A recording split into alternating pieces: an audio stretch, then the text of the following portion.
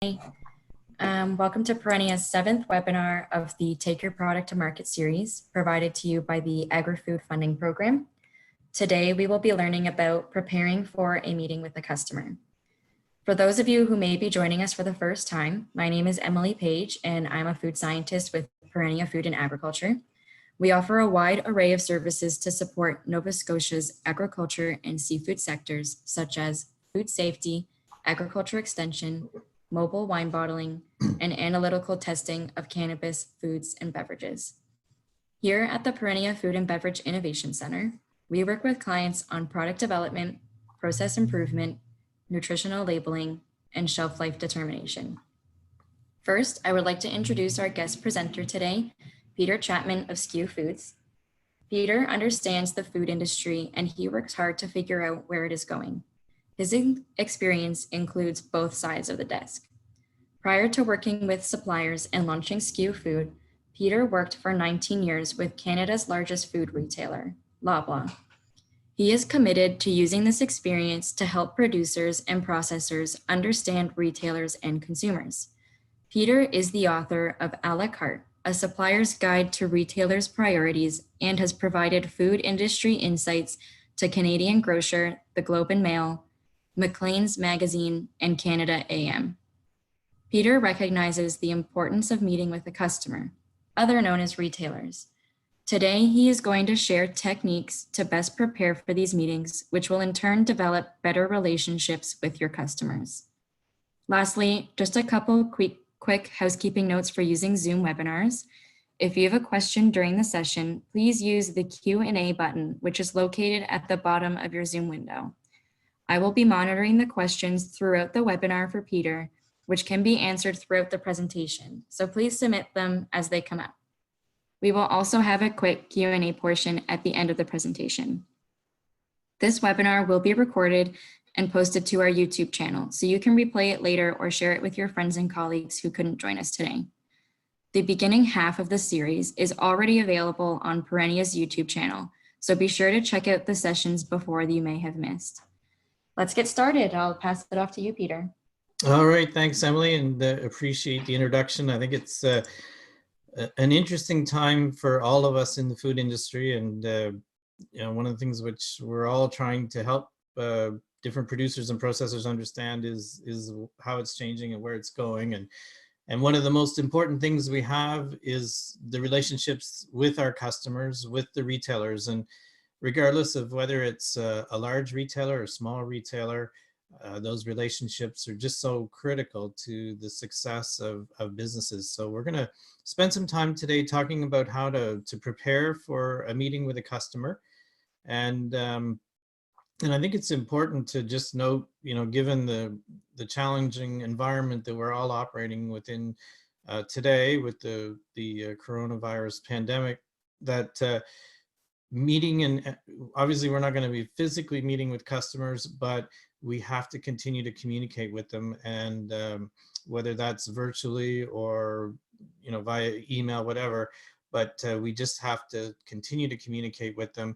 And the preparation work to do in advance is just as important in these times as it is you know, prior to when the food industry and a lot of industries change. So what we're going to talk about today is relevant right now and ongoing. So as we go into it, the three things that we really are going to cover today as we get into the content. The first thing is how important research is in advance of your meeting. And there's so many things that you can be working on in advance of those meetings. So we're going to talk about that. We're going to talk about how to put a plan together for the meeting. And then I'll share some insights that I've incorporated into my work with clients that we do prior to meetings. And the photo there on the screen is just a sign that's on the wall in one of the meeting rooms with the Loblaw Produce Group, actually. So it's always important to understand who you're going to be meeting with and what their philosophy is. So if you're meeting with them, you can see where their focus is. And it's always important to pick up on all the little things that you see. So let's just talk about research first. And you have to start at the top. And if you're dealing with our large Canadian retailers, you really need to understand who's running the business, because they really do set the overall direction for the business. So on the screen right now, there's a picture of the Sobeys management group. And this would have been prior to 2016. So in 2016 and for probably 3 to 4 years prior to that, Marc Poulin was running Sobeys operations, and his background was in IGA in Quebec. So there were a lot of influence from that part of the Sobeys business into their operations. And then Sobeys decided to make a change. And this is the current management team. So you can see from the list, and trust me, you don't have to go through all the names, they're all different. So Sobeys within the last 3 to 4 years in their business has totally changed the senior management group. So it's really important, even though most of us don't deal direct with these people, it's not like we're going to meet with them, you do need to understand what their philosophy is, how they look at the food industry. And when Marc Poulin was running the Sobeys business, a lot of programs, a lot of different things, initiatives that they were working on had their origins in the IGA Quebec business. That's changed now. We have a different management group. You see on the list, I'll just talk about one, Mike Venton there. And I worked actually with Mike at Loblaw Companies, and he was worked in the produce part of the business and also the discount part of the business.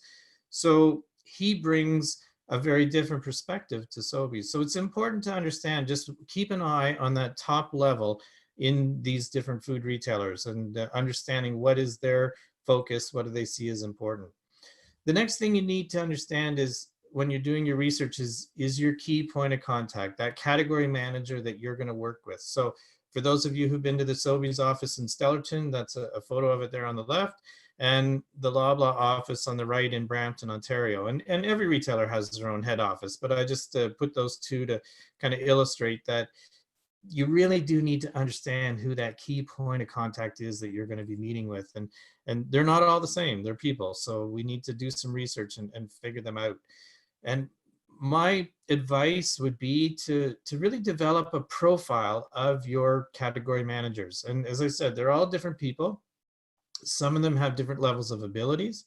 Some of them have a different style. I've dealt with category managers who were really, really focused. If it was a fresh department, they were really focused on quality and were adamant about that. And other category managers are much more focused on price, and they want to always be negotiating with you, and they want to sort of walk away feeling like they got the last dime in the negotiation. So you have to think about that when you're doing the research for your meeting.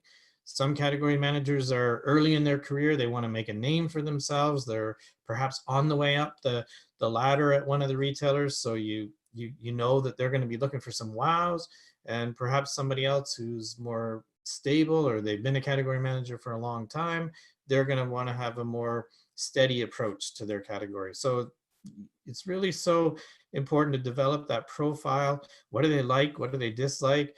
And as I mentioned, they are people. So you can talk about other interests with them and get to know them a little bit on a personal level when you're doing that research. And obviously in today's world, you can look on social media, things like LinkedIn, where you can understand a little bit about the person as well. So you can do some of that research. And what I like to do is just keep a file folder for each of your category managers, and you can have them in your drawer if you're a paper person. And if you see something, you see a note, you want to make a note, drop it in their file. Or if you're an electronic person, obviously you can do it electronically. But I like to keep a separate file for each one of them and just make notes of things that happen, because we don't get to interact with them all the time. So keep a file and develop that profile, so that when you do go to prepare for a meeting, you're like, oh yes, that's right, that's the category manager who was really all over this issue, and so we need to make it part of the presentation. And then you need to be looking at what messages your retail customers are sharing with the consumer. So I've just put some examples on the screen there so you can see. If it's Sobeys, just an example of an ad. We know Sobeys sometimes would be doing air miles ads. They would be doing buy one, get one ads. So what are the messages that they're sharing with their consumer? And then you see different websites. The websites are a great source of information for your retail customers. You can access them, and they change all the time. I see on the screen there that there's a Sobeys with the Jamie Oliver. So obviously that would have evolved to something different now. Or you go in the store and you look at the messages like the one from a Save-On store in Alberta, where they're talking about local growers. So if you fit into that mode, then you can say to them, you know, I'm here, I could be part of that local grower program. So really pay attention and look at those messages that they are sharing with their consumers, because the reality is when you're preparing for a meeting, you need to figure out, where do I fit within those messages? And another great source of research are trade publications and the media.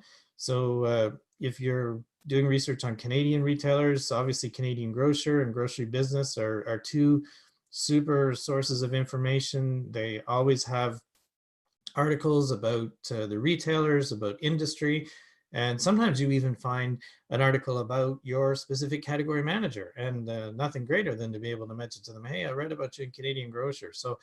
So look for those, and then also obviously the national media. Um, you can find a lot of different things about your customers in there as well. So pay attention to all those. Again, that's where the file comes in so handy. If you see something, you can just put that in there and have a source of information that you can use when you go to prepare for your meetings. And I'm a big fan of bringing ideas to your customers. So when you're doing research to prepare for a meeting, when I go back to my Loblaw days, when I just loved it when people brought ideas to me. And there's great retailers, you know, whether it's North America or wherever you have the opportunity to visit, and you can go into these stores and bring some ideas and suggestions back.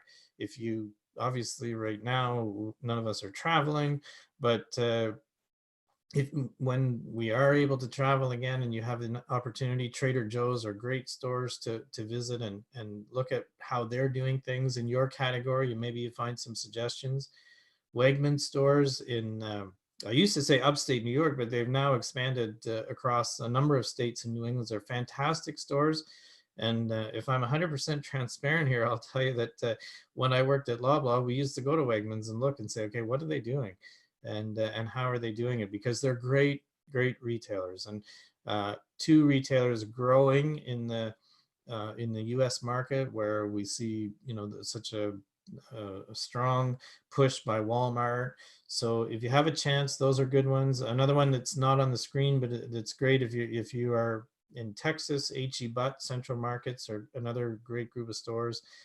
And in the bottom right-hand corner is a photograph from the Loblaw store in Maple Leaf Gardens. And it's also important for you to visit your own customers' flagship stores. So talk to them, understand which are their best stores, which are their newest stores, and go in and have a look at what they're doing, because this is where they're doing the future of your categories. So you need to do that research. And if Sobeys are your customer, then they just opened a new store outside of Halifax at exit 3 on the 103. So that would be their newest store right now, I believe.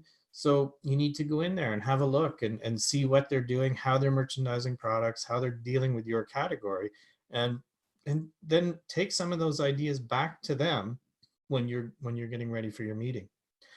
And we need to visit the stores. You need to visit your customer stores prior to a meeting and have a look at what they're doing, and really understand, how are they merchandising, how are they pricing, what are the programs that they're doing. And this will tell you so much. So for example, on the left is actually the Calgary Co-op store. So if that was your customer, you can see how they're merchandising products. And then on the far right was a discount store and their merchandising bins. So you really need to see the differences between retailers. And when you're preparing for that meeting, you need to develop opportunities and ideas where you can both grow sales within the merchandising programs that they're working on. So it's so important. The middle store there is a Highland Farm store in Ontario, where they have massive displays of bulk fresh, very little packaged produce. So that's what they would be looking for. the discount on the right is looking for bins, and the more traditional conventional store, the Calgary Co-op on the left, they're probably looking for smaller amounts that they can merchandise and really sell to consumers, hoping that the beauty of their displays will sell more products. So different philosophies, and you have to fit within it. So make sure you visit those stores in advance to do your research. Make sure you know what promotion programs they're doing. So if you want to participate in a program, so here's an example of a on-shelf program, a signage program, and most of the large retailers now, they use a third party for this kind of thing.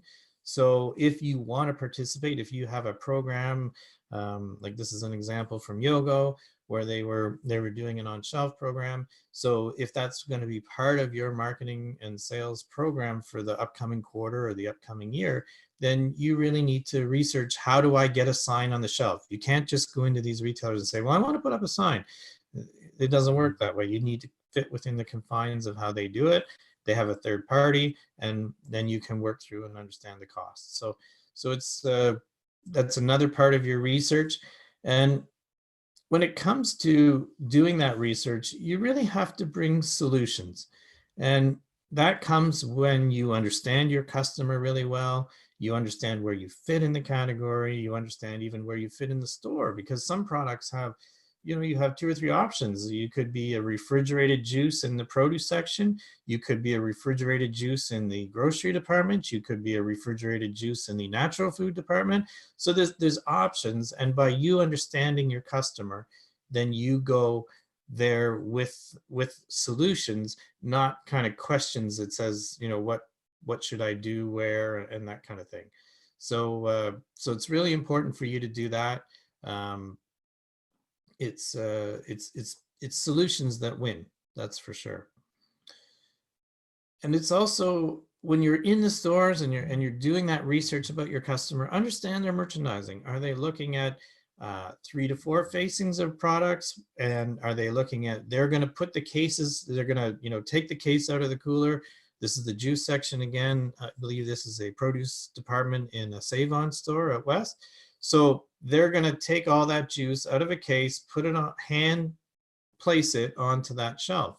Whereas if you're trying to sell to perhaps a Costco, you know that they're going to want to just have a pallet ready program where the consumer takes the product right out of the case. So understand their merchandising, understand the size of the display. So how tall is the shelf that you have to work with for your products? And sometimes we have to adapt to that, because the shelf space may not be exactly to fit what you're trying to do. So you have to understand how they're going to merchandise your product. And this is just one example. If you're, for example, in the bakery department, do they put you in a basket? Do they put you on a table? All those kind of things, which you really need to understand so that you go there with solutions that fit within their program. Now, before we start planning the meeting, Emily, maybe I'll just take a moment, take a pause for a second to see if we've got any questions from our first section about research. So just pause for a moment and let you ask. Sounds good. So if anyone does have any questions on the first section, please submit them now. We do have one already in. And the question is, where would I find the category managers? Do you have to research each retail store? Yes, you do. And there's no directory. There's no sort of one source for that information. But yes, you do have to research where to find them. So my suggestions for that would be, you can do a search online. Sometimes if you do a Google search and you say Sobeys category manager baking, they might have that in their LinkedIn profile. So it would come up and give you their name and maybe some contact information. You can talk to other people who are in the same category that you're targeting. So if you're targeting Walmart and you want to be in the cereal section, then perhaps try to find another supplier who's in there, or something that's maybe complementary that would be in that category, and ask them. You can call their office. It's a little harder to get that sometimes. They're busy, and I often I'll say to people when I worked at Loblaw, I never gave my card to anybody because I didn't want people calling me. And now that I do work on my own, it's a little different. I have to promote myself, and I want people to call me. So it's different, and they do have a lot on their plate, and you do have to find them. But those would be my suggestions for finding them. There are other resources in the industry, brokers who would have a lot of that knowledge because they're into the retailers frequently and up to date on changes. So that's probably 3 or 4 ways that you can try to find who these category managers are that you need to talk to. And it's important to note that that really is your key point of contact with the retailers, is that category manager. So make sure that you do figure out who they are and initiate the conversation with them. Now, if you are a smaller producer or processor and you believe that you would qualify for Sobeys local program, it's a slightly different process. And they have a person, if you're in Atlantic Canada, would be Linda Stewart, who coordinates that program for them.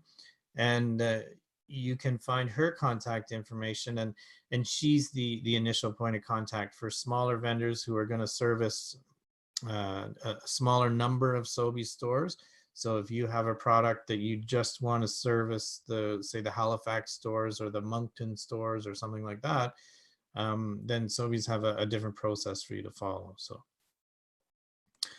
So Emily, we'll keep going, and we'll talk now that everybody's done a lot of great research, we'll talk about how to plan the meeting and really be strategic about it. So you do have to understand your audience and use all that research that you've been compiling so that you really have a good sense of who they are, and remember that they're all different.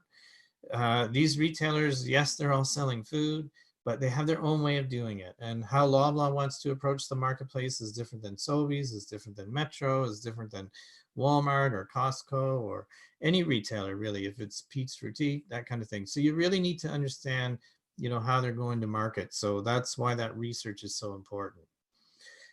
And one thing that if people are trying to take sort of a top 5 list out of today, this is one of the things I would really recommend you put on your top 5 list, and that's to be realistic about time. And when you have a meeting with a category manager, my recommendation is that if you have in your presentation that you allow for 5 minutes per page. And I can tell you that there's nothing worse when you're a retailer and someone comes either in for a meeting or now if it's virtually, and you get a presentation deck and there's like 60 pages in it and you go, oh, we're never going to get through this in our allotted time. So make sure that you know how much time you have for the meeting. And my recommendation again is to allow 5 minutes per page. And that gives you time for questions. It gives you time to have a conversation about what you're trying to get across. And it's not about going in and reading them, what's on your page and that kind of thing. It's about providing solutions and then having a bit of conversation so you know that you get agreement for the program you're proposing or anything like that. So allow enough time and don't try to cram too much into it. It's better to try to have 2 meetings in a year than to try to cram too much, because it's frustrating for them if you go over. And when you're doing your planning, you want to focus on the key points in their business, not your business. So think about some of the things that they are focused on. And so if you look at our Canadian market, we're overstored. There's too many stores out there. So how are you going to help them, compete in a very competitive marketplace?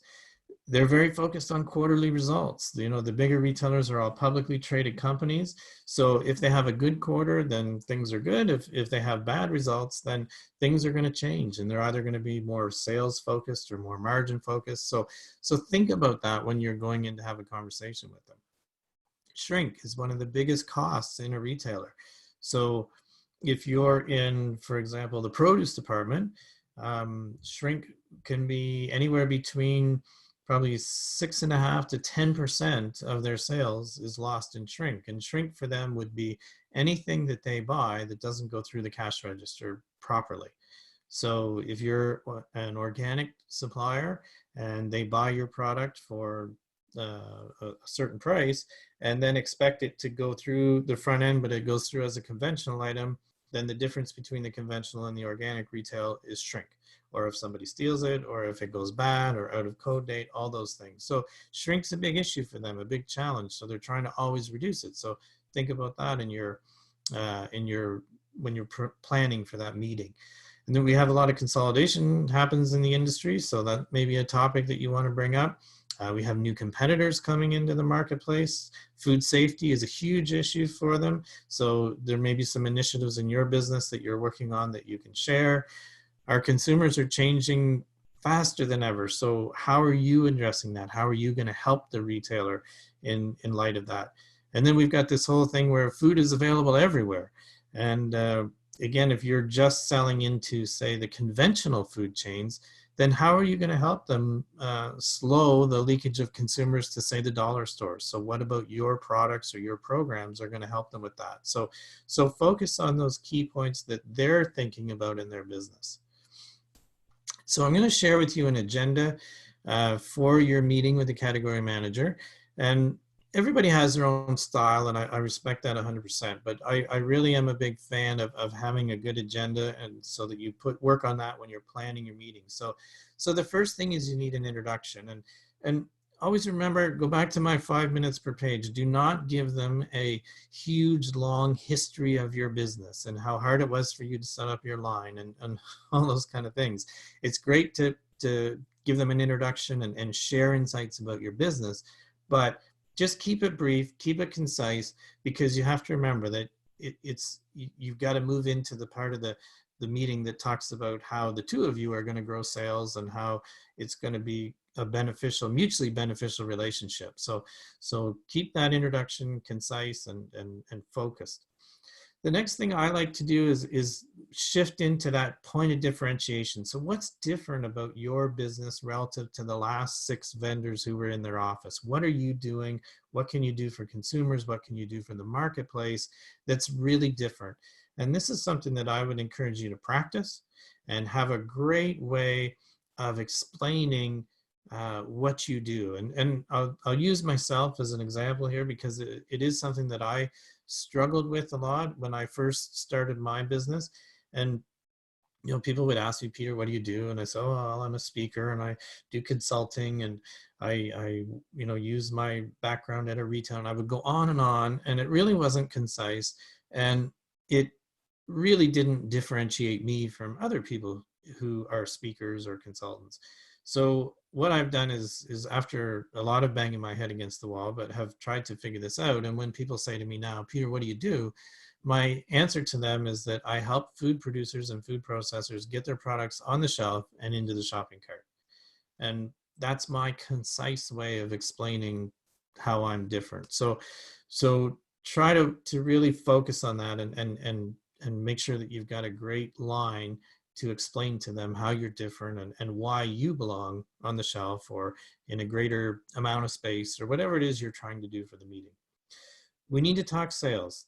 The food industry is about volume, and we need to talk about what sales expectations are. And here's where it's important for you to set it up so that you can get some input from them. And by putting a sales expectation down, whether you say, I believe I'm going to do 8 units per store per week, or however you want to calculate it, or if you're an existing supplier, you have history to use and say, this is where we have been doing and this is where we see it going. And then you need to get their input. So you want to set up your presentation so that you can say to them, do you see that as a reasonable number? Do you think that we'll get to the 10,000 cases this year, or 500, or whatever the number is? So we need to talk sales. We also need to talk costing. And the food industry, it's a tough, low margin business for both producers, processors, and retailers. So we have to talk cost. And again, that goes back to my point about the profile of that category manager. So if you really understand them well, then Do you know that you need to build in an extra 25 cents a unit because they're going to want to negotiate, that kind of thing. But you need to have costing in there. And also, if you see that your input costs are changing, this is the time when you do some foreshadowing that perhaps in your next meeting, you might have to do a cost increase. So you might say to them, you know, we're holding things steady, or we've bought ahead on packaging because we know there's an increase coming for next year, that kind of thing. So that's the kind of page where you would do some of that foreshadowing. You need to talk credibility in your business. And here's another photograph from one of the offices.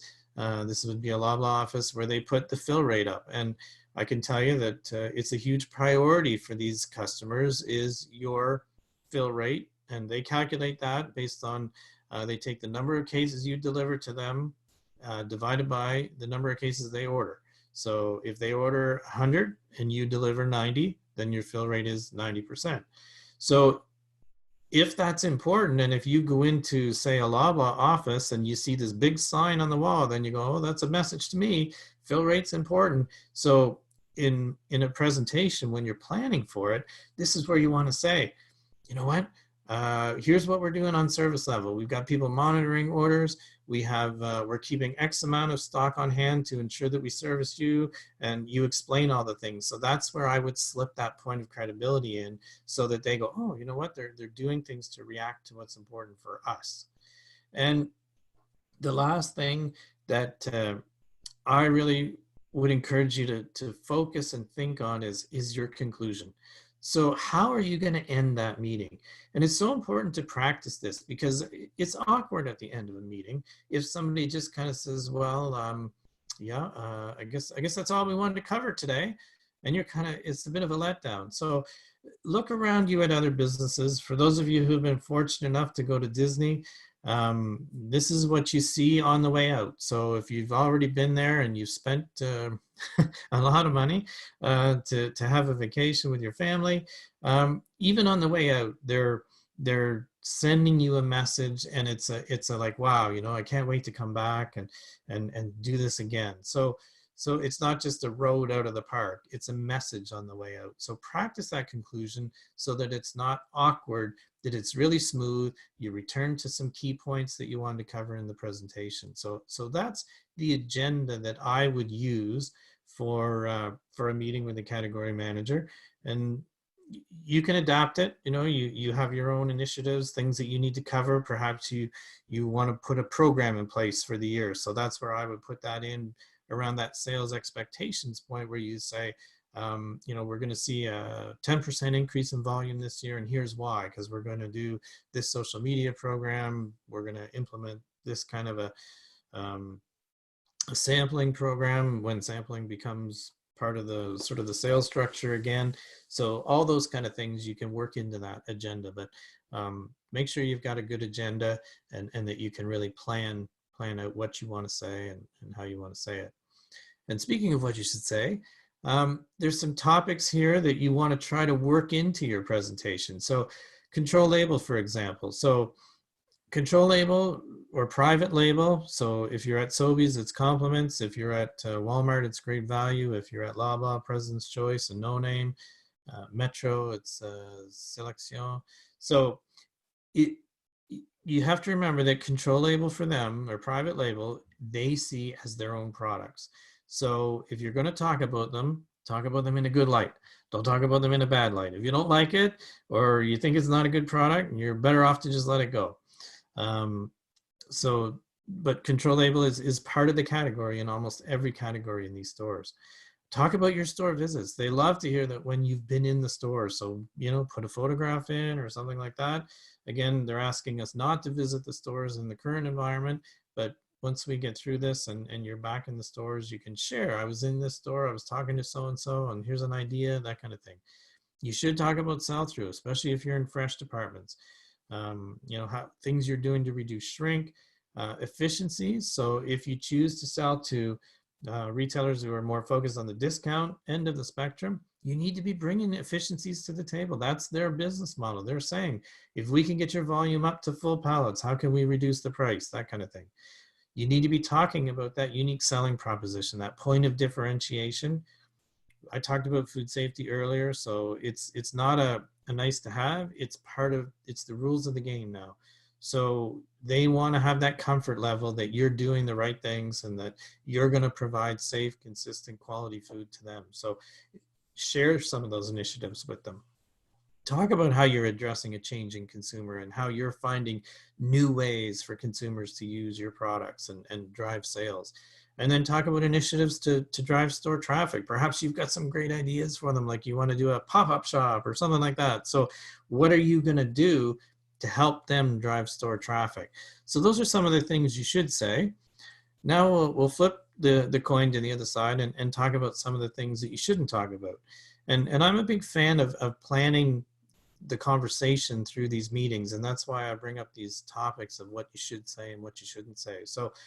So again, with control label, I just mentioned that if you don't have anything good to say, don't say anything at all. So that's the message here.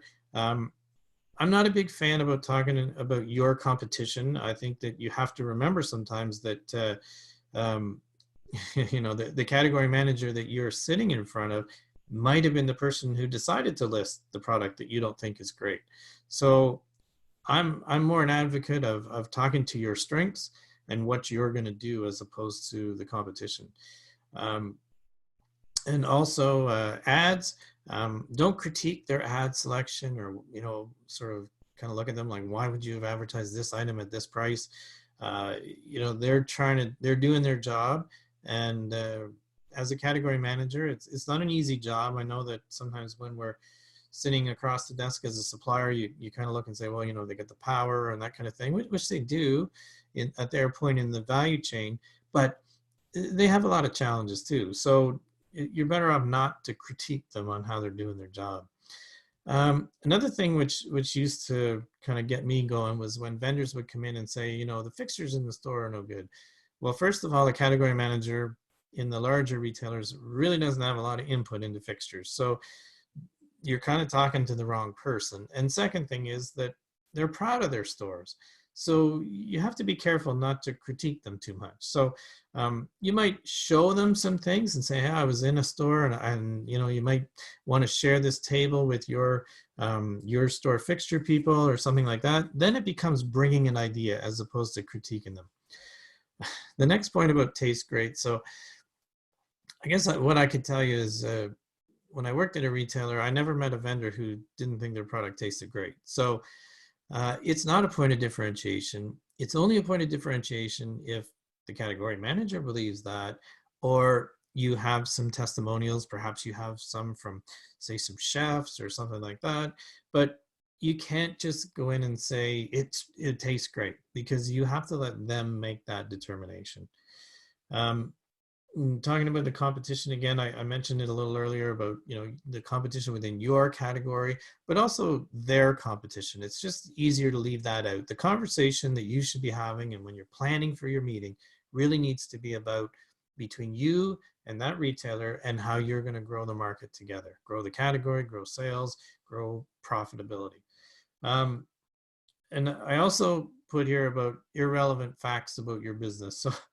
So this goes back to that long introduction that I referenced earlier. You really want to try to keep the information that you share about your business to be pertinent to what the relationship is with your customer. And they're interested, but you can't go on too much about your business. And the last thing I'd say in terms of what you shouldn't say is too much. Sometimes you just need to take a pause. And silence is tough in a meeting with the retailer because we're awkward. We don't like to have silence sometimes, but you have to let them process what you're telling them. Let them think about that new program that you just proposed and how it could work within their stores. And one little hint I'll give you is that when I was working things out, and if somebody was talking about numbers, say a sales projection or costing or something like that, if I start to use my calculator as you know, the category manager starts to use their calculator, you got to stop and let them think, let them do what they're doing. Because if you start trying to talk when they're thinking, you might lose an opportunity because they may just go, oh, you know what, you know, whatever, I'm not going to figure that out. So sometimes it's good to just take a pause and plan for that when you're getting ready for the meeting. So sampling during the meeting, and obviously right now with the changes to our industry, this is not something that can happen. But when things do return, how you do that demo for your category manager is so important. And there's so many stories of how it's effective or not effective. So you really want to have the most, think of it as the most important demo you do. And you really want to plan it out and have a great execution of it and practice it. Practice it before the meeting. That's part of the planning.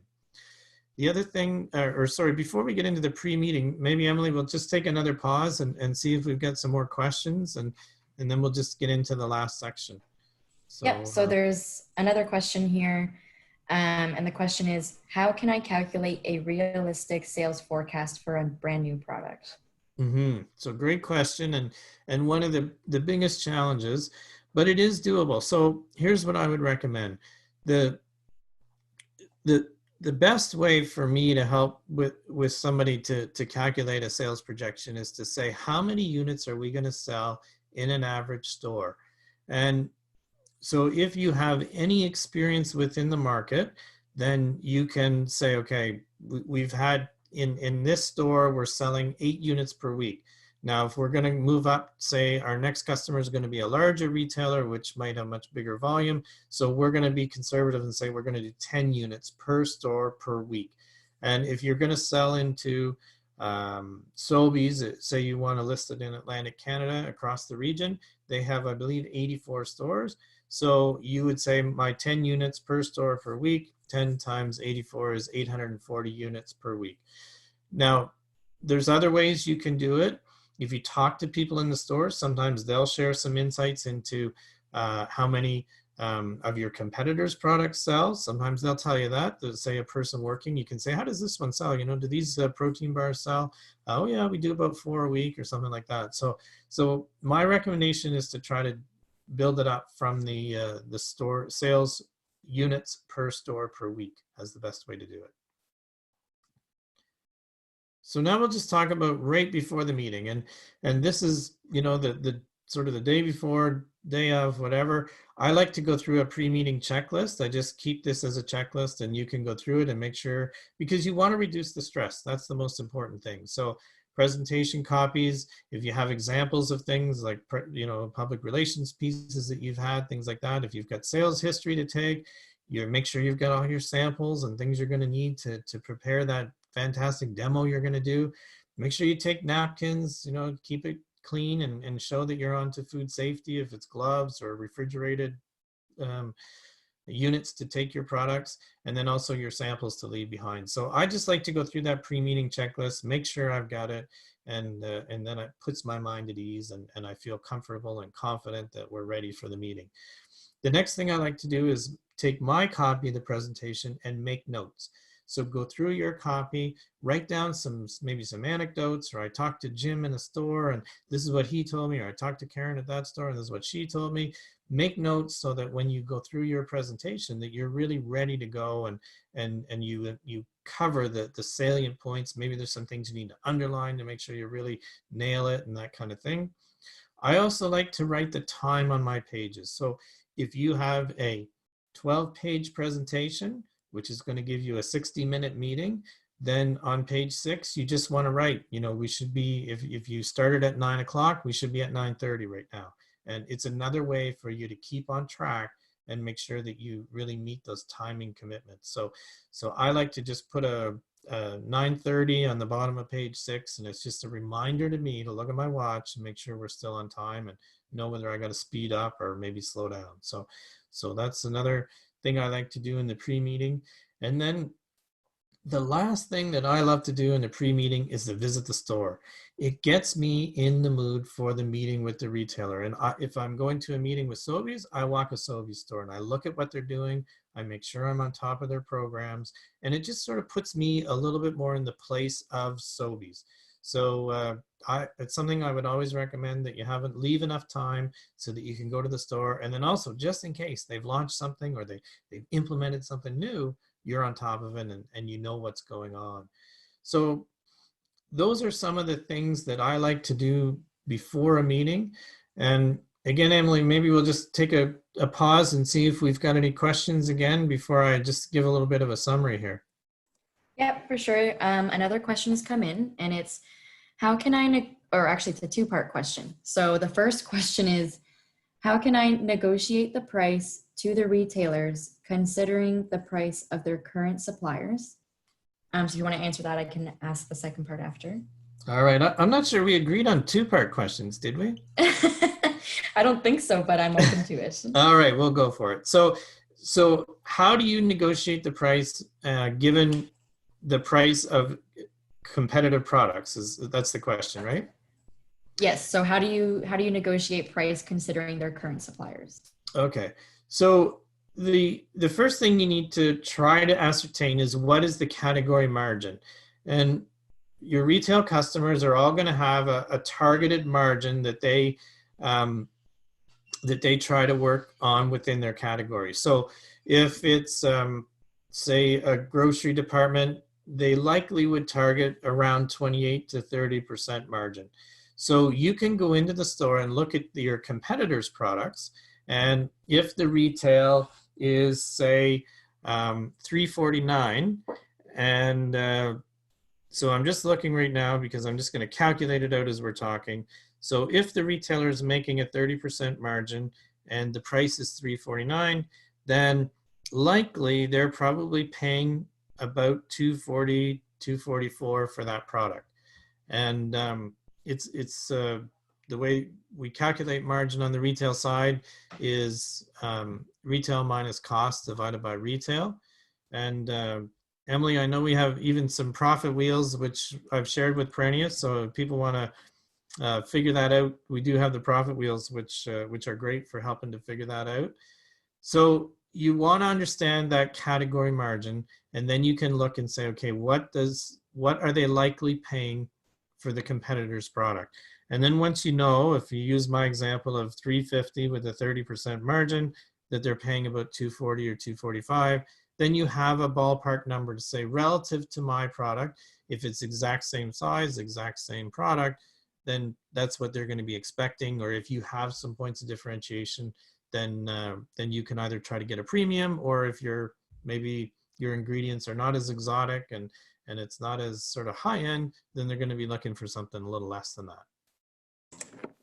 Perfect. You actually kind of started to answer the part two, which is, what is the profit retailers expect per unit? And I would like to quickly point out for both of these questions, we did have a webinar earlier in the series. It was actually the first, and it's called Pricing for Profit and Understanding Margins. We did record it, and it is already on our YouTube channel. And that entire webinar was about these two questions. So I highly recommend to anybody listening who missed it, and to the person asking these questions, definitely go to our YouTube channel and watch that webinar. And it was with Gary Morton, who's actually a colleague of Peter, who they did the profit wheel together that Peter brought up. So I do highly recommend that. But if you wanted to quickly touch on it, Peter, you're more than welcome. And we do have another question after that as well. Okay. And so just to go back, Emily, so the question was, how do you figure out what the margin is that the retailers are expecting? Yeah, it's saying what are the profit per unit retailers are expecting? Okay. So retailers don't think about profit per unit specifically. They look at what their gross margin is for the category and then specifically for the item. So in other words, they're not trying to say I need to make 50 cents on a box of crackers. They're saying I need to make a 35% gross margin. So that's the first thing. And then to understand what those expectations would be for the retailer, I would say that if you know, if you're selling into them now, obviously you can look at what you're selling to them for and what the retail is and figure out the margin. So you would know there. If you aren't doing that, then you can ask the question.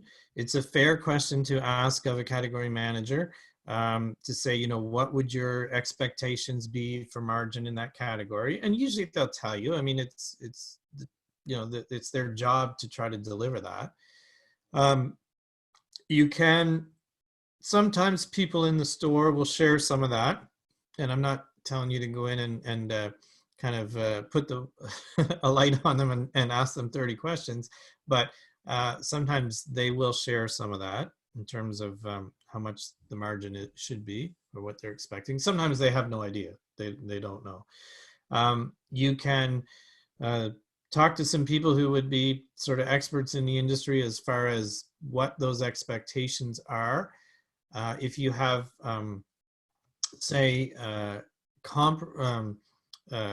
products that are not competitive with yours, but perhaps it's somebody who sells into the deli department or the bakery department, if that's the department you're going to be in, then you can ask them, you know, what's the margin that Sobeys or Superstore or Pete's Boutique or whoever it is, you know, how much margin are they trying to make on your product? So those would be some suggestions to try to find those numbers. Perfect. And again, we did go into more detail in the first webinar of this series. So we'll take the last question here before you finish off, Peter. So if anyone does have any other further questions, please submit them now using the Q&A button so we can get to them before 1 o'clock. But the last question here is, I would also like to understand and plan for the type of room. Is it across a desk, in a conference room, a small meeting room, or a screen? Maybe not. And the answer would be all of the above. So if you're meeting with Sobeys, it's usually in the category manager's office. That's been my experience. So you're meeting across a desk. If you're meeting with Loblaw, a lot of times it's in a small meeting room or in that atrium that I showed in the photograph earlier in the webinar, which is a very hard place to have a meeting because you've got a whole bunch of people and a whole lot of noise, but that's what they do. Walmart, it's usually a small meeting room. And again, it's certainly a fair question to ask in advance as well. And I think that we shouldn't lose sight of that. You know, for you to set up properly for a meeting, you can say to the category manager, will we be meeting in your office? And I also would recommend you ask who would be there. Is it just them, or is it perhaps one of their assistants? Or if you're kind of a more key vendor, like would their boss be there, that kind of thing. So so definitely a fair question to ask in advance too. Great. All right, Emily, do you want me to, I will wrap things up and then we'll move on to the rest of the questions that you've got coming in. Yes, please. Sounds good. All right. So just to provide a little summary, you know, these face-to-face meetings, whether it's across a desk or virtually, are some of the most important time that you get with your customers. And you should do the proper work up ahead to make it really successful. So make sure you do that research and take a strategic approach to these meetings. And no meeting with retailer A should be the same as a meeting with retailer B. So be strategic about it, do your research up front, and then take the time to plan the meeting. And this is where I see that it's so important to be able to set yourself up for success, because if you do the right planning and you work out how many minutes per page and you've got those salient points in there, then you have such a greater chance of success than just going in and sort of talking about what's going to happen. And then when you get to the day of or the day before, what you want to do is try to reduce your stress so that you can perform. And remember that if you're going in to negotiate $1 million worth of business and you're there for an hour, I mean, you can do the math about how many dollars per minute you're trying to work through for your business. So you want to reduce the stress. So do that pre-meeting checklist, make notes on your presentation, put those different time stamps on your presentation to keep you on track. And if you're like me, walk the store and really look and see what's going on so that you reduce your stress and you can do the best job when you get in there to have that conversation with them. So that's my advice for how to prepare for a meeting with a category manager. And it's really, you know, it's an exciting time in your business and one that you should take advantage of. So Emily, we'll open it up to some more questions if you've got them there. Yep, we have another question. What usually happens when a product does not sell? That's not a good thing. So for both you and the retailer, your product has to sell. There's no doubt about that. So that's why it's important to be looking at what's happening, with your orders, because if you've projected to do 10 units per store per week, and you can tell from your orders that that's not happening, then you need to look at what tools do you have to get the volume going. So either you can look at what we call marketing spend, which is things that you can do direct with the consumer. So that could be social media, it could be trying to sample in certain neighborhoods, it could be coupons, all kinds of different things, tools that you have to get the product moving. Or you can do what we call trade spend, which is really focusing on the money you would spend with the retailer. So you could put the item on special, you could do an in-store special, you could do a multi-buy. So buy 3 and it's only 3 for $9.99 or $3.50 each, something like that. You can implement, again, we can't do this right now because they're not doing demos, but perhaps you need to do an in-store sampling program when that sort of comes back to being a realistic option. So you really have to react, and it's a great question, because retailers really appreciate suppliers who are looking and saying, okay, you know what, the item's not performing the way we should, or the way we expected it to. So what are we going to do about it? And it's going to them with ideas, not calling up and saying it's not selling. It's going to them with ideas. And a little bit of a follow-up to that, I would also make the point that you need to be in the stores to see if your product is actually merchandised properly. So sometimes it doesn't get out of the back room the way that it should, or it doesn't get priced properly, or all those kind of things. Retailers are not perfect. So you need to be in the stores and you need to say, does it have the best chance to sell? And if not, then you do have to follow up with your customer about that as well.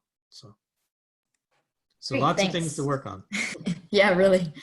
There's no other questions, but we do have 2 testimonials, which I would love to share. But one is, thank you for this presentation. I very much enjoyed it. The concepts presented are well suited to preparing for and presenting any meeting or presentation. Great. The other one is, this is a good refresher for me. We worked with Michael O'Keefe in earlier days to develop a CD-ROM for fresh food innovations when we were working with companies to be more strategic with retailers. The information captures exactly what you are talking about and had some good tools.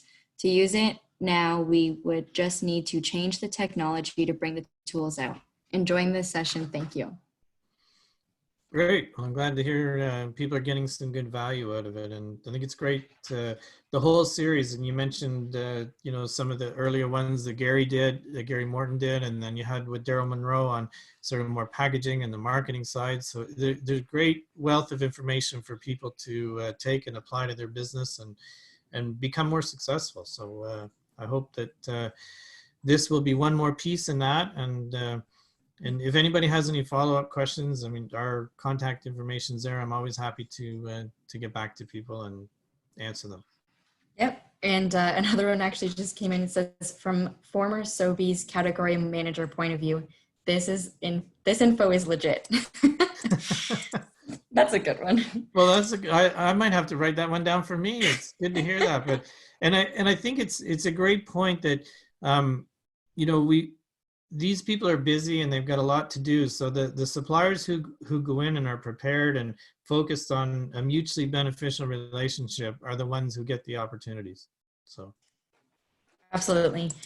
So thanks, Peter, for presenting today, teaching us all about how to prepare for a meeting with a category manager. It was really great, obviously from the testimonials. If your question wasn't answered today, please see Peter and I's contact information on the screen. Feel free to email us your questions using the subject line, meeting with customer webinar, and we will get back to you as we can. We are presenting again next week. Please join Peter again next Thursday, April 2nd at noon again to learn about sustainability in the food industry. You can find this information for the webinar along with the rest of the series on our website. Again, we did post the first half of the series on YouTube. It is under the Take Your Product to Market playlist. So please check it out and please join us again. We still have 2 more webinars and they will be the next 2 Thursdays at noon with me and Peter. All right, thanks for coming.